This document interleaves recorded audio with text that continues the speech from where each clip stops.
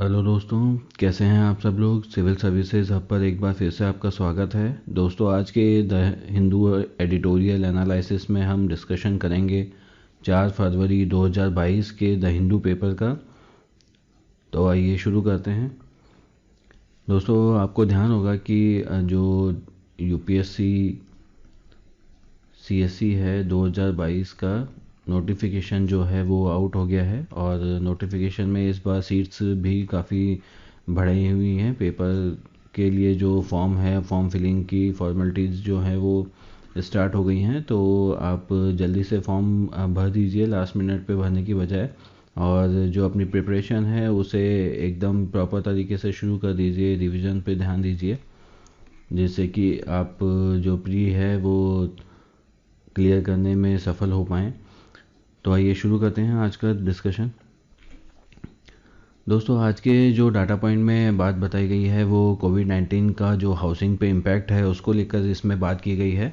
और इसमें बताया गया है कि कोविड-19 का जो फर्स्ट और सेकंड वेव जब चला था, तो फर्स्ट और सेकंड वेव में जो हाउसिंग परचेजिंग की और जो लोन की डिमांड थी, परचेजिंग प्लस लोन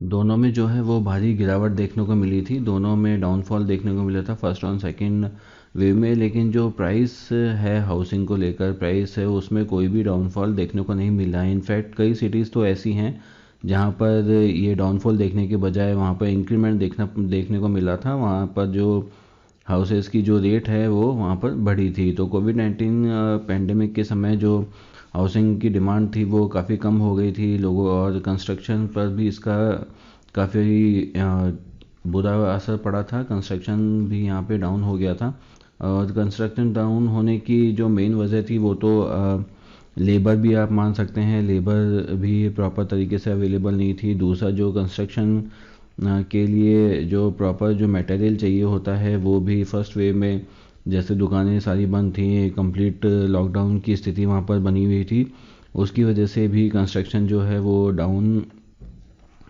देखने को मिला था फर्स्ट वेव में। सेकंड वेव में थोड़ा सा कंस्ट्रक्शन बढ़ा था, और जो होम लोन है और परचेजिंग जो है हाउसेस की, वो भी सेकंड वेव में थोड़ी देखने को मिली है। फर्स्ट वेव में जो है ये काफ़ी ज़्यादा डाउन हो गया था, लेकिन सेकंड वेव में थोड़ा सा बढ़ावा देखने को मिला है। इतनी सारी स्थिति के बावजूद भी जो हाउसिंग की प्राइस है वो प्राइस कहीं पे भी घटी हुई नज़र नहीं आई है। जो हाउसिंग की प्राइस है वो या तो कहीं पे स्टेबल है, और या कहीं पे बढ़ी ही है, घटी कहीं पे भी नहीं है। घटने का जो सिनेरियो है वो बहुत ही कम, या यूँ कह सकते हैं कि ना के बराबर देखने को मिला है।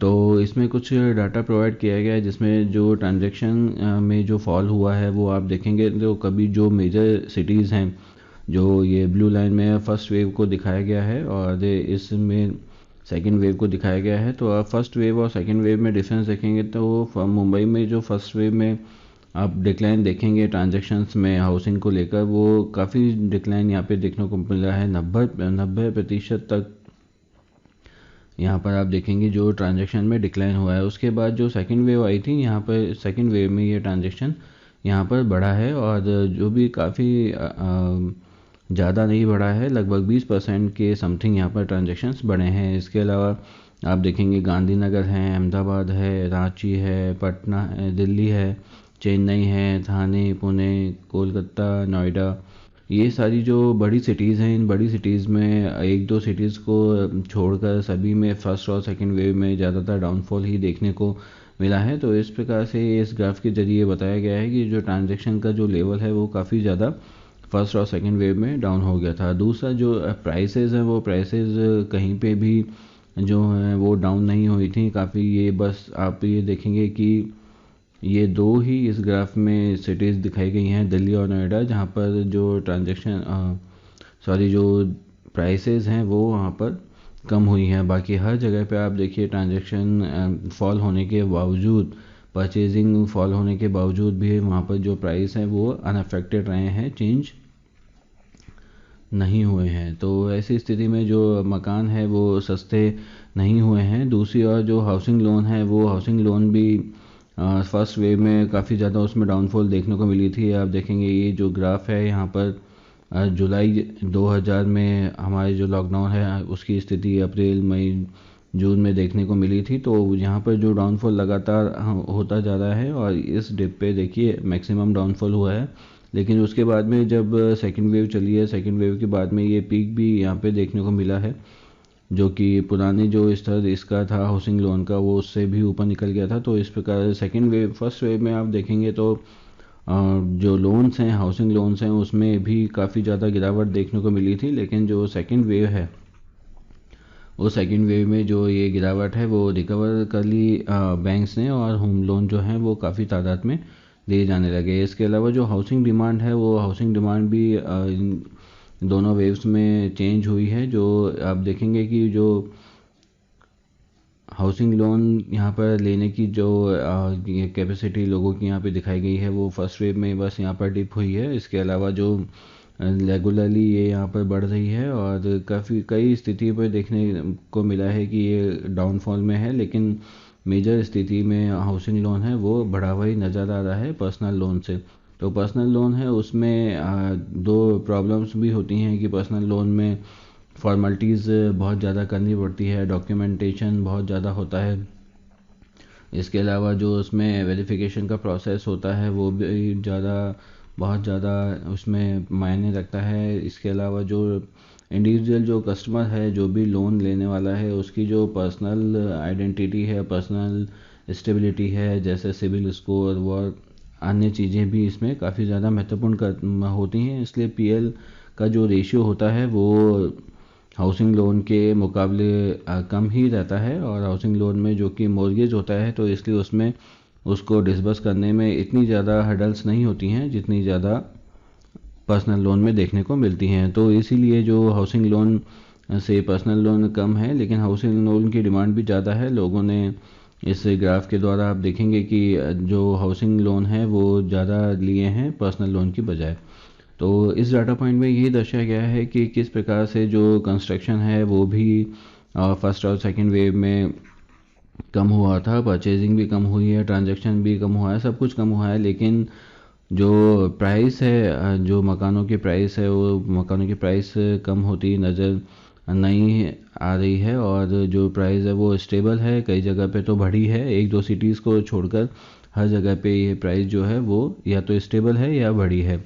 इसीलिए जो सरकार है उसने अफोर्डेबल, सेंट्रल गवर्नमेंट और स्टेट गवर्नमेंट के द्वारा, दोनों के द्वारा जो है अफोर्डेबल हाउसिंग की जो योजना है वो चलाई जाती है, ताकि जो सबको मकान अपने यहाँ पर मिल सके और सभी छत के नीचे रह सकें। तो इसलिए अफोर्डेबल हाउसिंग की जो स्कीम है वो सरकार के द्वारा चलाई जाती है। तो आज के डाटा पॉइंट में बस इतना ही है। चलिए बढ़ते हैं अपने एडिटोरियल की तरफ। दोस्तों, आपको ये तो पता ही है कि हाल ही में जो केंद्र सरकार है उसने अपना बजट पेश किया है, और वर्ष 2022 के लिए ये बजट पेश किया गया है।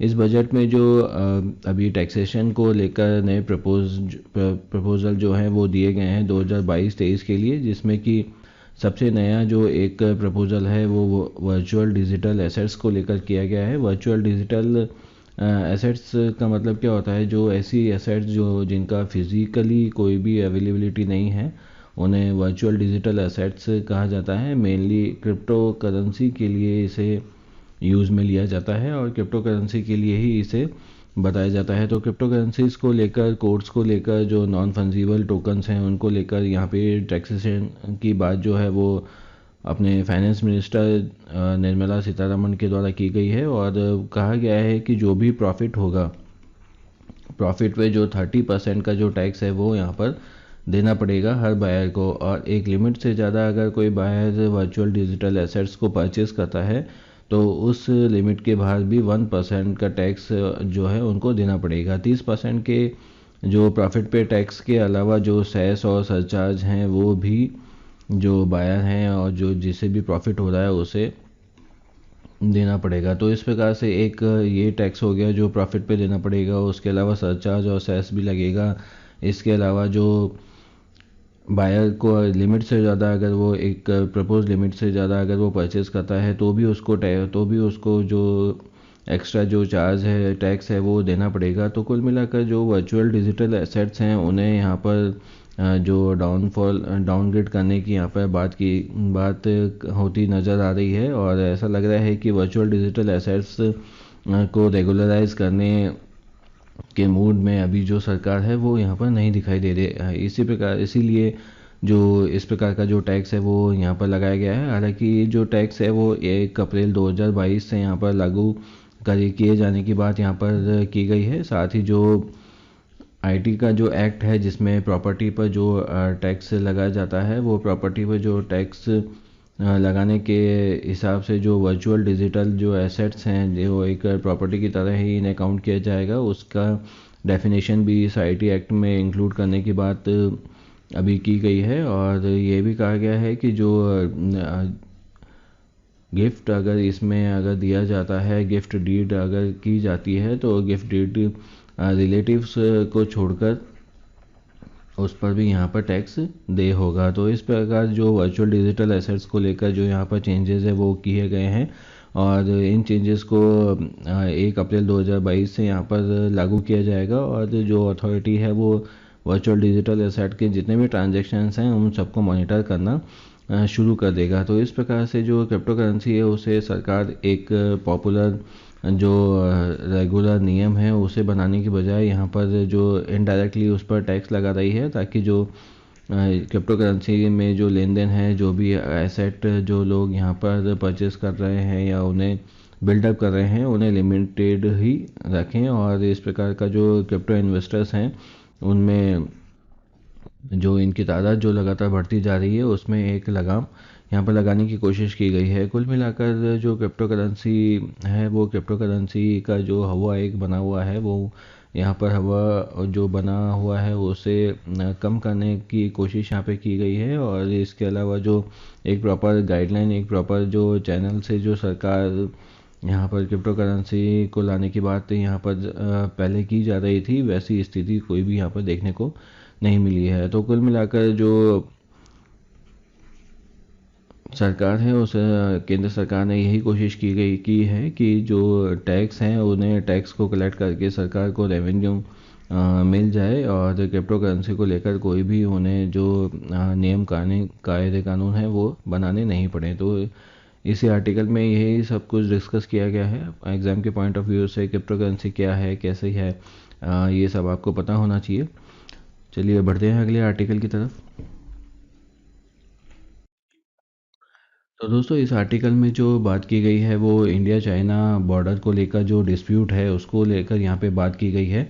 और इस आर्टिकल में ये कुल मिला के ये डिस्कशन किया गया है कि जिस प्रकार से अगर पॉलिटिकल बेनिफिट्स के लिए अगर हम अपनी लैंड को खोते रहे और अपनी लैंड को अगर नहीं बचा पाए, तो एक दिन ये जो बात चाइना के द्वारा दोहराई जाती है कि ये लैंड हमारी है, ये लैंड हमारी है, तो उसे हम परमानेंटली खो देंगे और भविष्य में किसी भी प्रकार का जो सपोर्ट है वो किसी भी देश से या किसी भी जो संस्था है उससे हमें नहीं मिल पाएगा। तो उसी को लेकर इसमें बात की गई है कि जो डेप्सेंग है उसको लेकर जो भी डिस्प्यूट चल रहा है, यहाँ पे जो 5 मेजर पॉइंट्स थे जिसमें से 4 का जो डिस्प्यूट है वो सुलझा लिया गया है, ऐसा यहाँ पर सेना के द्वारा कहा जाता है।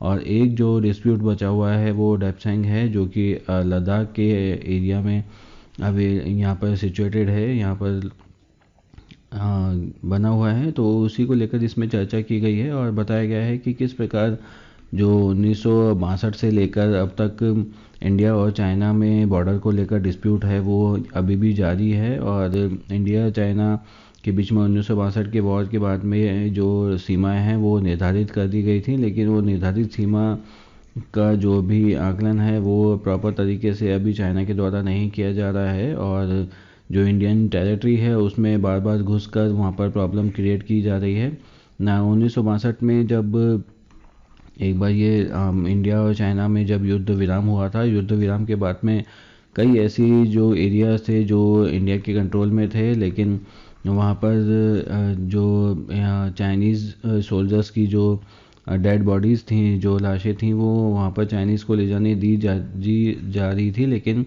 जो इंडियन सोल्जर्स हैं उनकी लगभग 13 डेड बॉडीज़ जो हैं वो चाइनीज़ एरिया में आ रही थी, जिन्हें वहाँ पर ले जाने के लिए जो परमिशन है वो इंडिया के द्वारा चाइना से मांगी गई थी, तो चाइना ने सिर्फ इतनी परमिशन दी थी कि उन्हें वो क्रिमेट करके उनका जो अंतिम संस्कार है वो कर कर वो जो राख बच जाएगी उस राख को वो हमें प्रोवाइड कर देंगे, अवेलेबल करा देंगे। लेकिन जब भारत के जो सेना के अधिकारी थे उन्होंने यह गुजारिश की चाइना से कि वो जो इनके क्लोज रिलेटिव हैं उन रिलेटिव्स को भी इस दाह संस्कार में शामिल होने दें, तो इसमें जो चाइना है उसने नाराज़ होकर जो सारा जो प्रोसेस उन्होंने डिसाइड किया था वो पूरा प्रोसेस ही कैंसिल कर दिया। तो इस प्रकार की जो स्ट्रेटजी है, इस प्रकार का जो मानस है वो चाइना का यहाँ पे दिखाई देता है कि किस प्रकार के से वो इंडिया को ट्रीट करता है। हालांकि मिलिट्री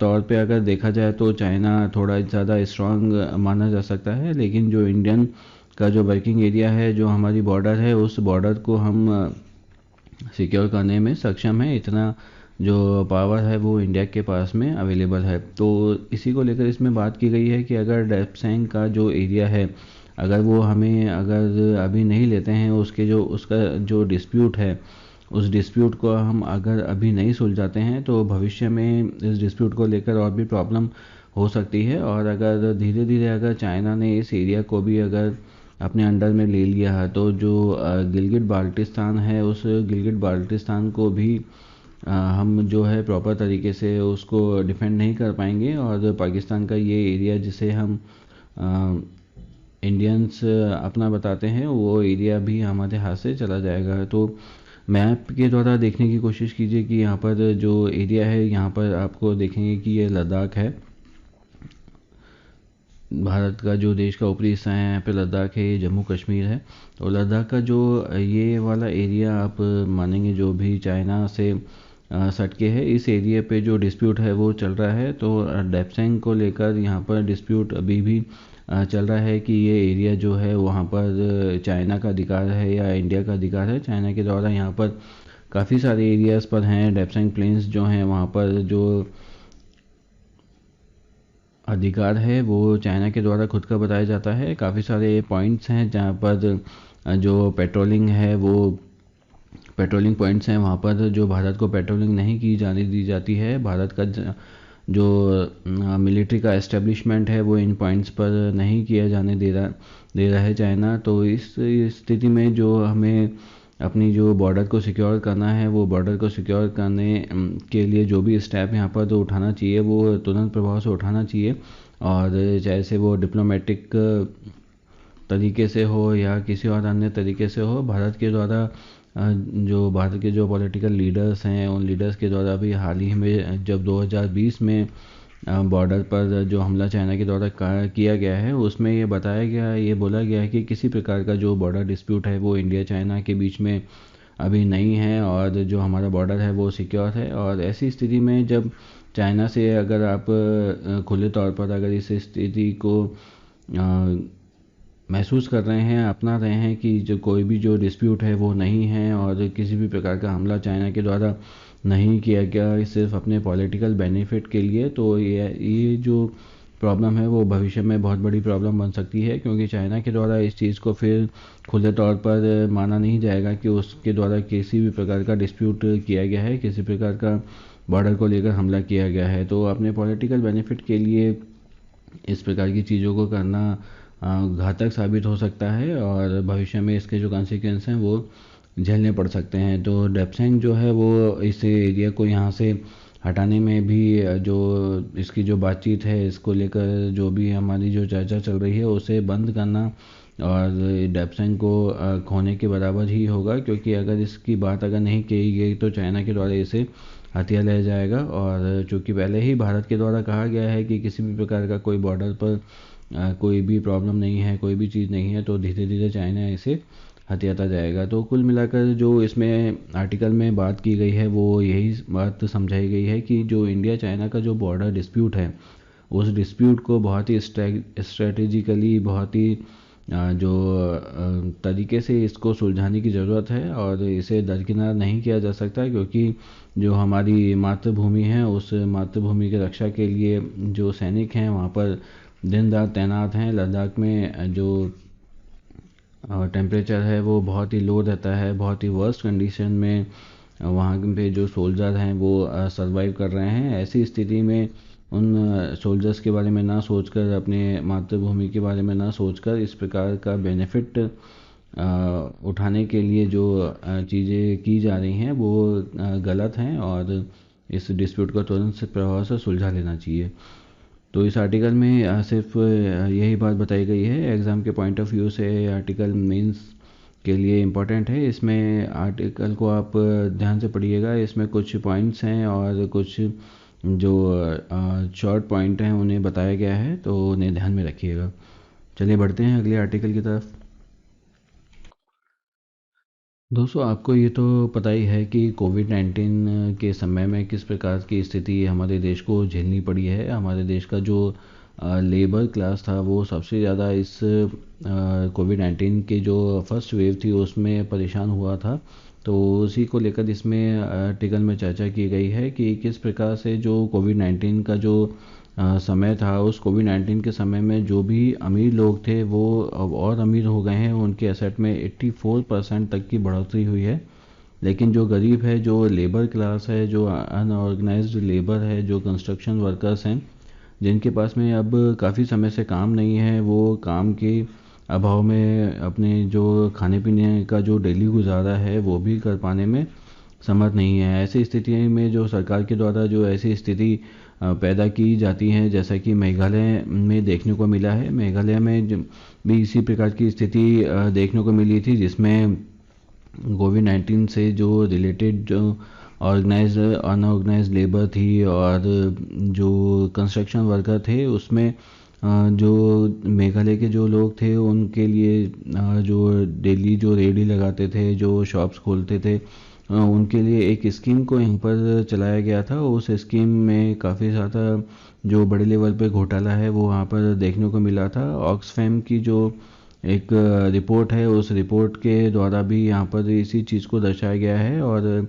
बताया गया है कि किस प्रकार से जो सभ्य लोग हैं, जो एस्टेब्लिश लोग हैं, उन एस्टेब्लिश लोगों की जो एसेट्स है, उन एसेट्स में काफ़ी ज़्यादा इजाफा हुआ है। लेकिन जो गरीब आदमी है, जो अपनी रोज़ की रोज़ी रोटी के लिए भी तरसता है, उनकी गरीबी और भी ज़्यादा बढ़ाई गई है। मेघालय में हाल ही में जो मुख्यमंत्री के द्वारा वहाँ पर एक chief minister relief against veg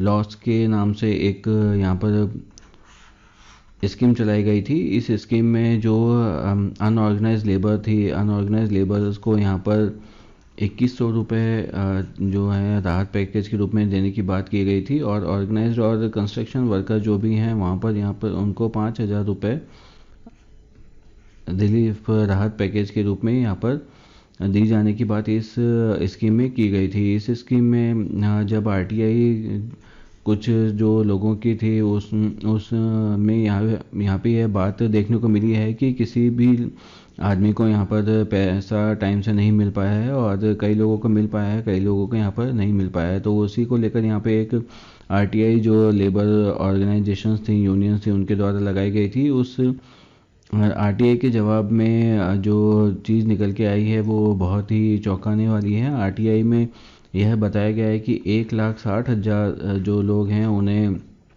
जो अमाउंट है वो डिसबर्स कर दिया गया है, और 2100 रुपये का जो ये अमाउंट है वो डिसबर्स किया जाना यहाँ पर बताया गया है। और जो अदर जो कंस्ट्रक्शन वर्कर जो हैं, बिल्डिंग और कंस्ट्रक्शन वर्कर जो हैं, उन्हें 5,000 रुपये यहाँ पर देने की बात इस आरटीआई के जवाब में कही गई है। 1,60,000 जो लोग हैं उन्हें यहाँ पर बेनिफिट मिलने की बात यहाँ पर कही गई है। तो जो यूनियंस थी, उन यूनियन में काफ़ी सारे ऐसे लोगों के नाम यहाँ पर सामने आए। उन्होंने जब सेल्फ कॉलिंग की, सेल्फ ऑडिट की इस चीज़ की, तो सिर्फ मात्र 11,000 लोग जिन्होंने रेस्पॉन्स दिया, उन रेस्पॉन्स में से सिर्फ 13% लोग ऐसे थे जिन्होंने ये कहा कि हमारे पास में जो राशि है, जो जितनी राशि आप बता रहे हैं वो राशि हमारे पास में आ गई है। इसके अलावा जितने भी लोग बचे थे उन्होंने या तो यही कहा है कि हमारे पास में राशि नहीं आई है, या ये जवाब दिया है कि जो राशि आई है वो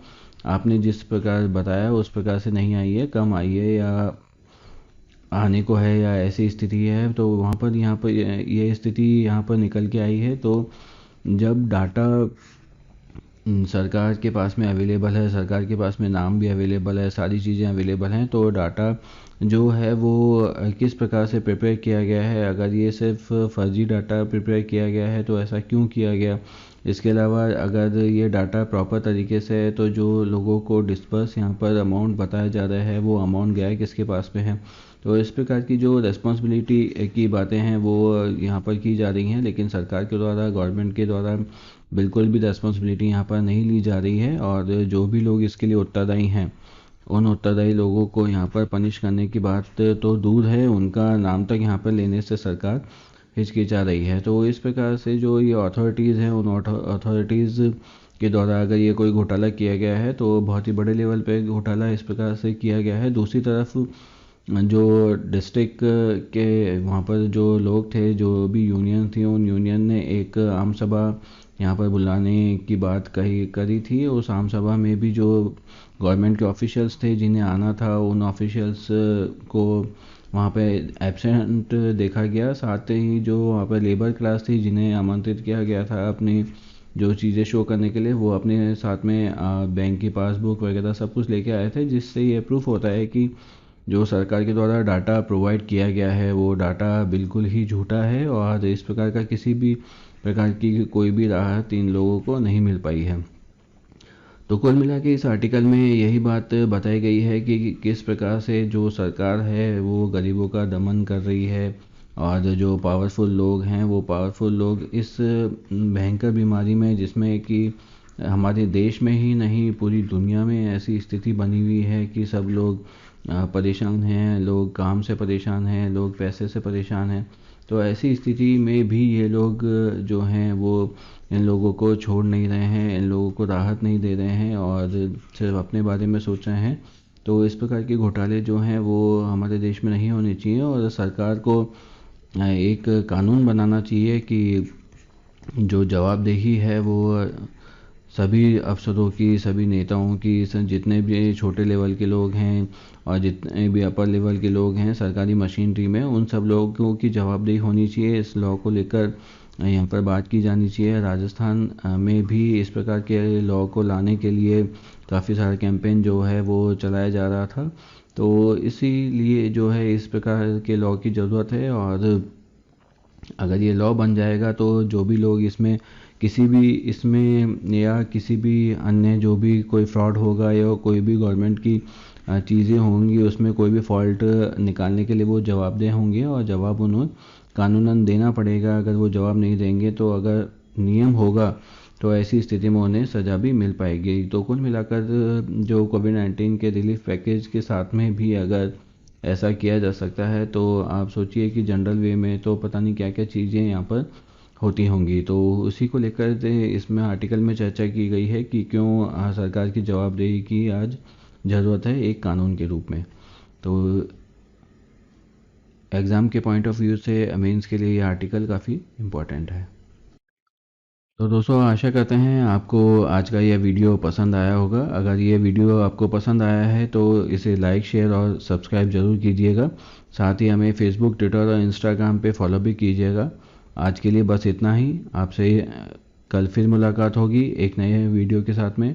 तब तक के लिए अपना और अपनों का ख्याल रखिए। जय Hind and thanks for watching.